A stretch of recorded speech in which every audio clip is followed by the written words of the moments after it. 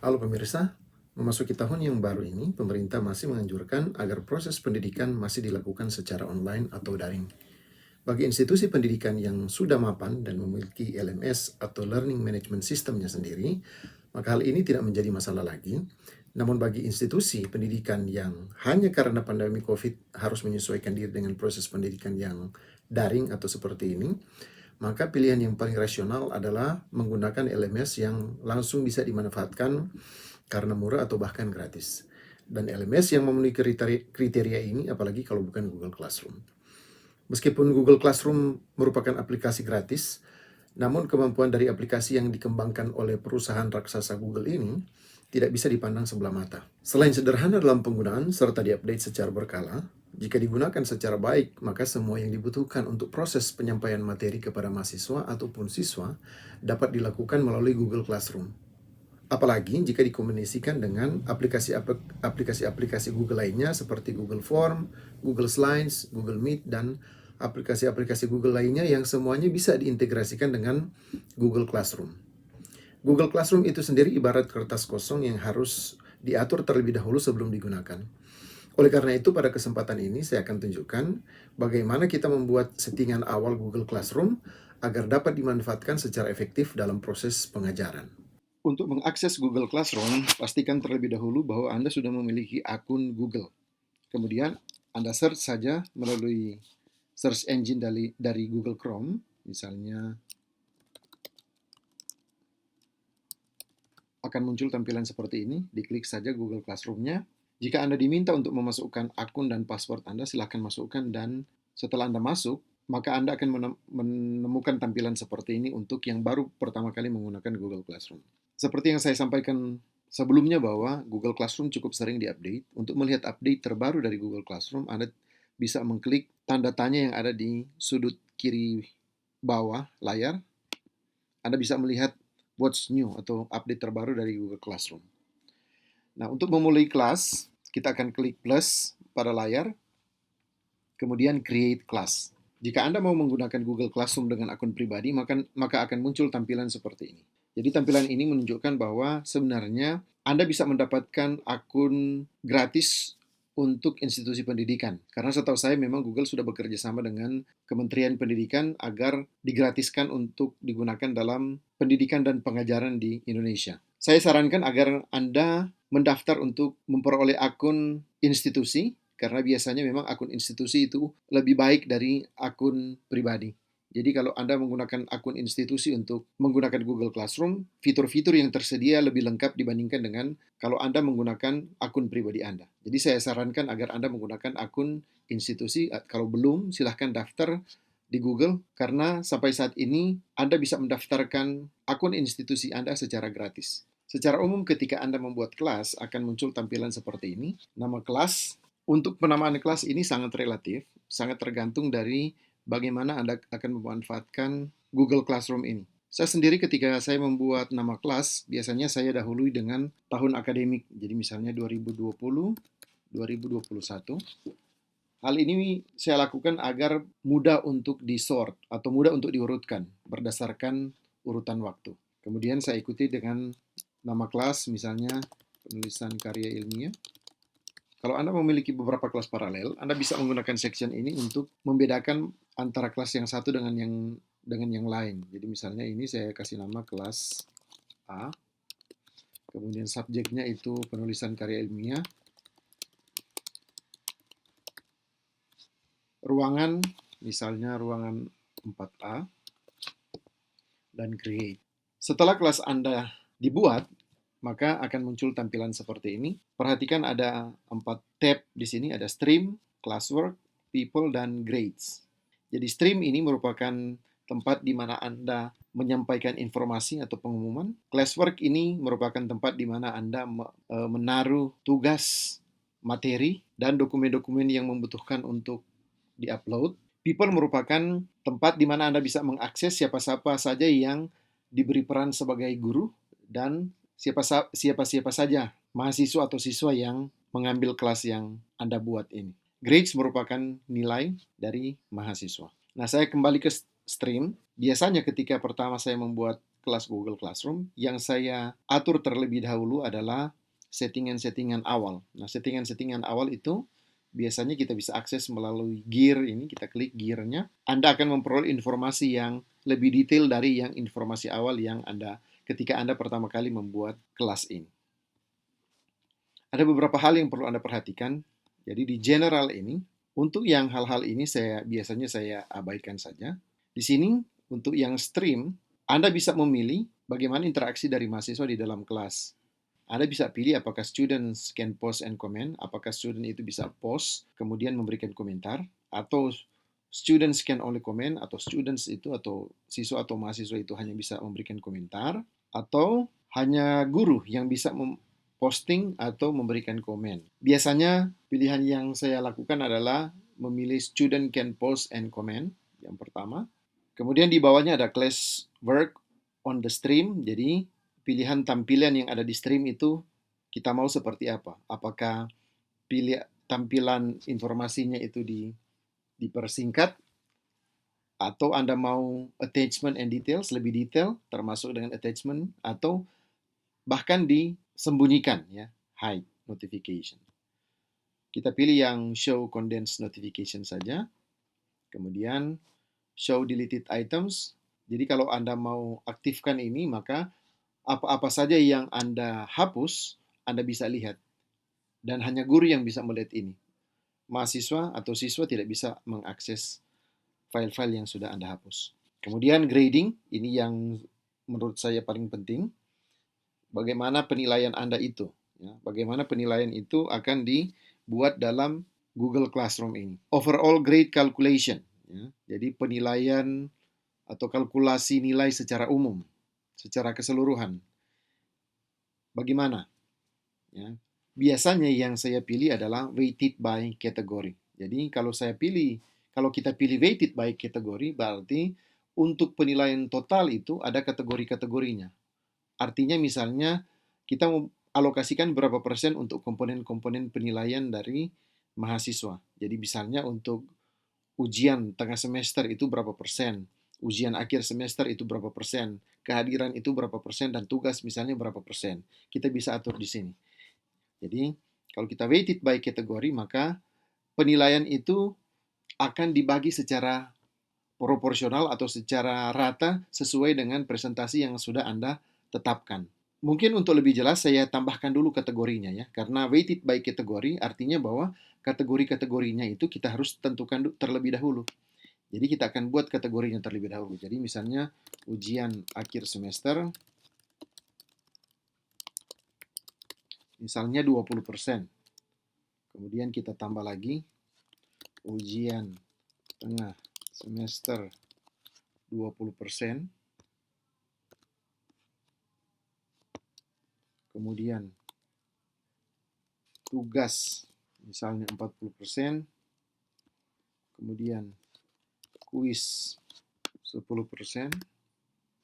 Jadi Anda bisa melihat bahwa totalnya itu memang harus 100% dan Google Classroom akan memberikan notifikasi kepada Anda sudah berapa persen yang Anda alokasikan. Di sini masih tersisa 10% ya, remaining 10%. Berarti harus ada tambahan lagi kategori 1 yang 10% agar totalnya itu menjadi 100%. Atau misalnya kalau misalnya Anda rasa penilaian Anda hanya 4 ini, maka tinggal dibagi 10% ini mau dialokasikan di mana. Tetapi saya bikin satu kategori lagi, misalnya kehadiran. Ya, kehadiran itu saya kasih 10%. Jadi menjadi total ini semuanya menjadi 100%. Kalau kita sudah atur seperti ini, maka berapa banyak pun misalnya tugas yang kita berikan kepada mahasiswa, kita tidak perlu khawatir.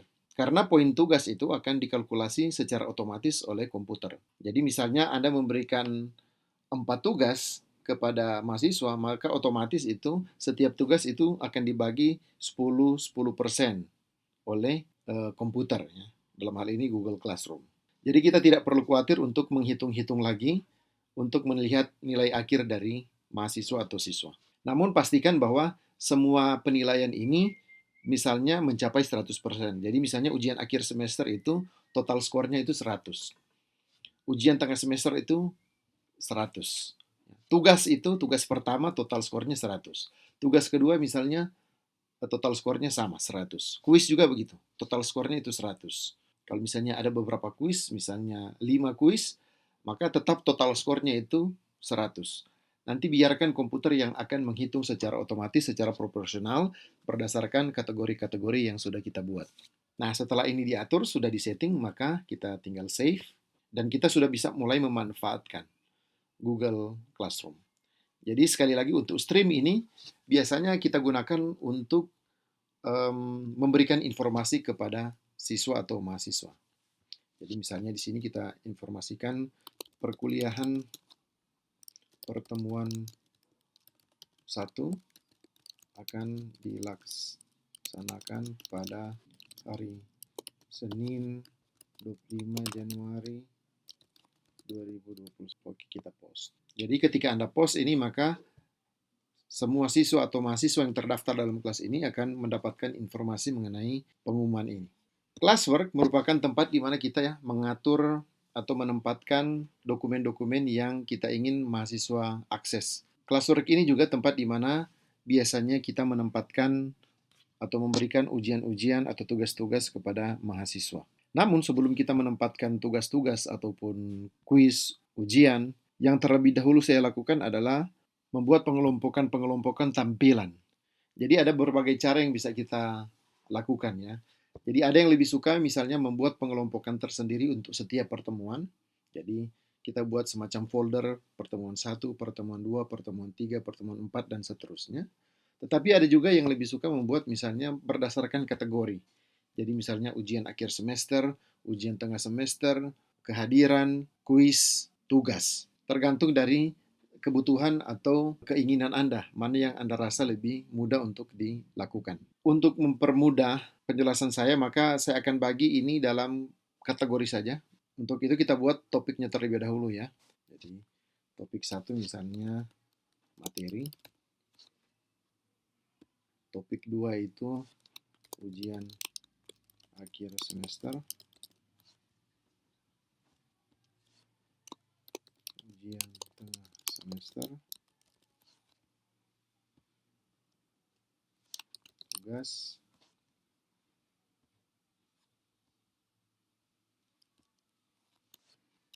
Kuis.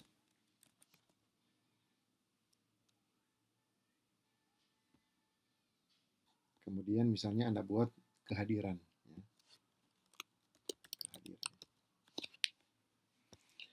Jadi ini contoh topik-topik yang saya buat berdasarkan kategori. Tetapi kalau misalnya sekali lagi, kalau Anda ingin, Anda mau topik-topiknya itu Anda bagi berdasarkan pertemuan, silahkan. Ya, ini hanya contoh saja.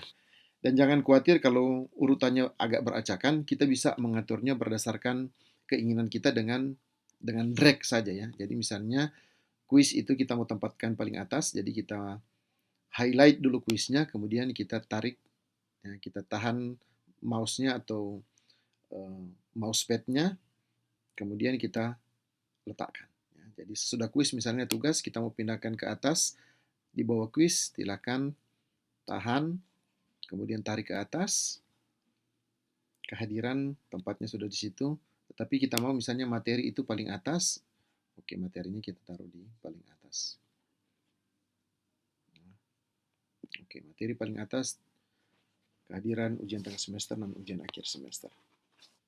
Nah, setelah topik-topik ini Anda buat, baru kita memasukkan misalnya file-file. Jadi misalnya untuk materi ini, saya akan masukkan file. Caranya seperti apa? Caranya adalah sama, kita create, tetapi dalam hal ini bukan topik lagi yang kita buat, tetapi materi, ya, materialnya. Materialnya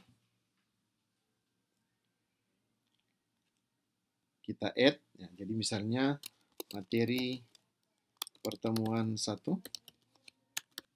Nah, untuk menambahkan file, kita bisa klik add, dan ada pilihan di situ.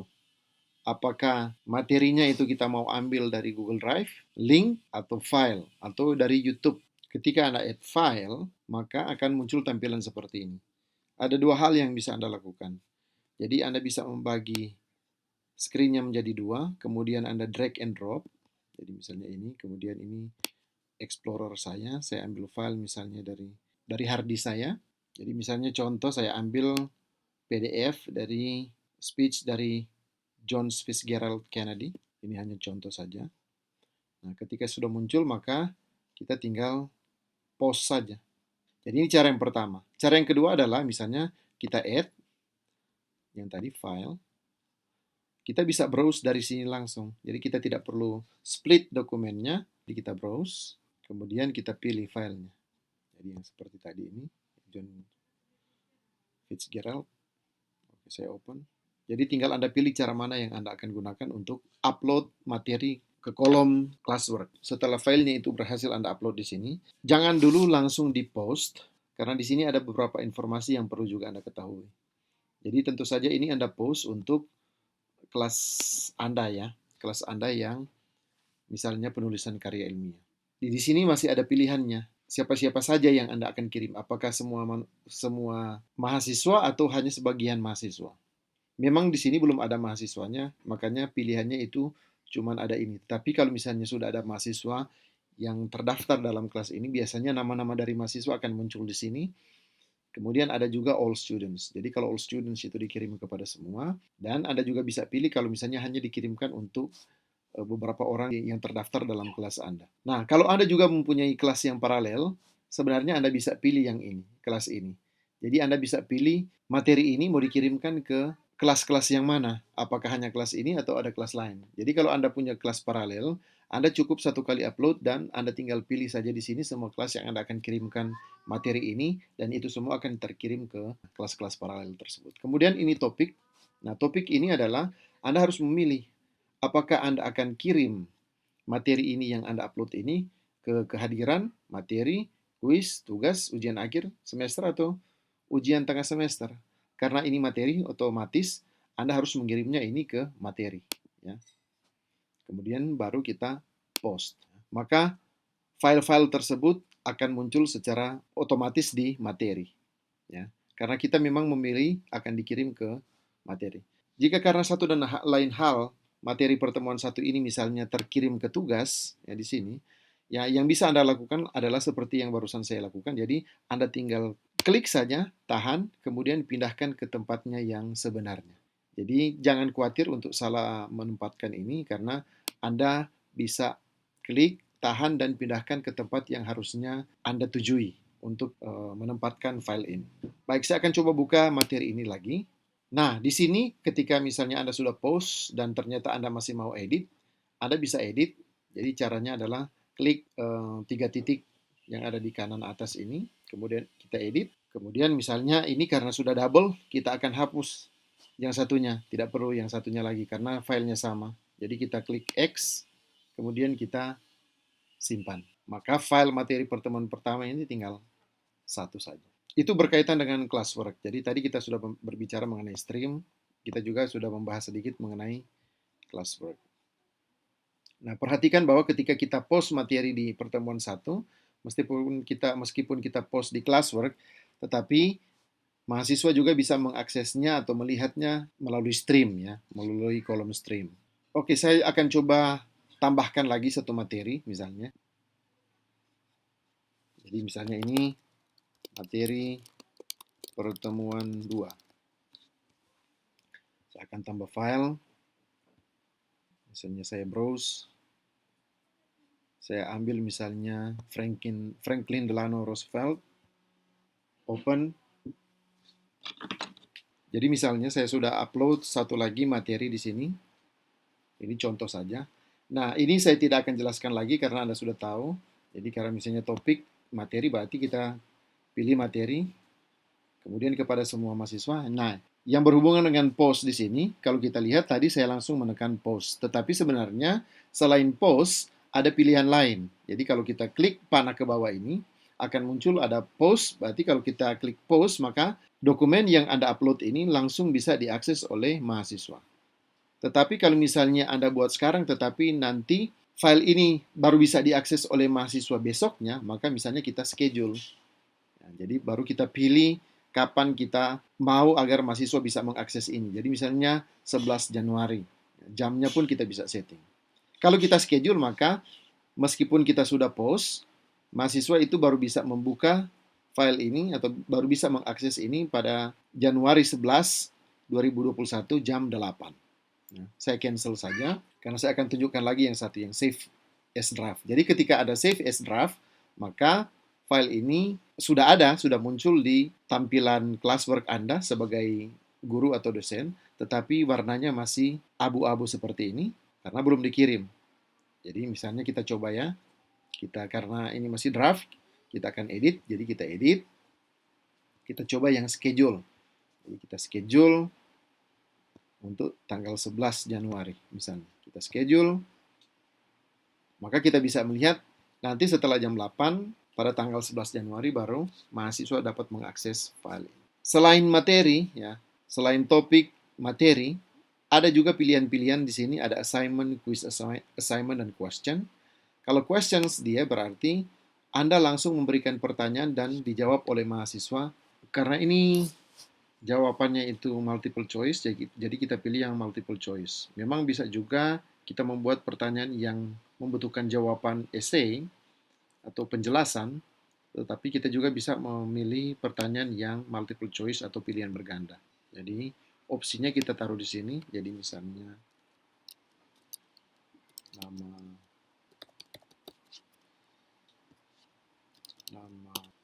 kota,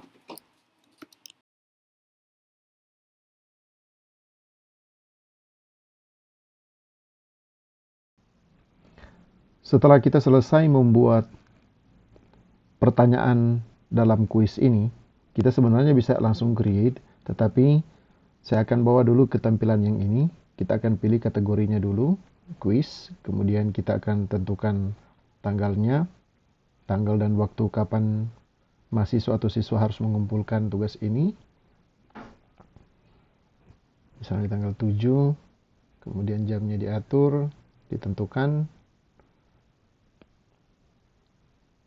Kemudian topiknya tentu saja karena ini kuis, jadi masuk ke kolom kuis. Kita klik. Kemudian kita uncheck Students can see class summary. Kita ask. Dan akan muncul tampilan seperti ini. Kita bisa melihat kuisnya sudah muncul di tampilan utama dari classwork. Setelah kita selesai membuat pengaturan yang kita inginkan untuk kelas kita, maka langkah selanjutnya adalah mengundang dosen lain ataupun mengundang mahasiswa masuk ke dalam kelas. Caranya adalah, pertama kita bisa mengundang secara langsung dengan memasukkan email dari mahasiswa yang akan kita undang. Kita klik emailnya di sini, kemudian kita invite. Atau bisa juga kita memberikan kode dari kelas agar mereka itu masuk sendiri. Jadi kita tunjukkan kodenya. Jadi kita berikan kode ini kepada mahasiswa agar mereka bisa masuk ke dalam kelas. Demikian informasi mengenai settingan awal untuk membuat kelas dalam Google Classroom. Atas perhatian saya ucapkan terima kasih.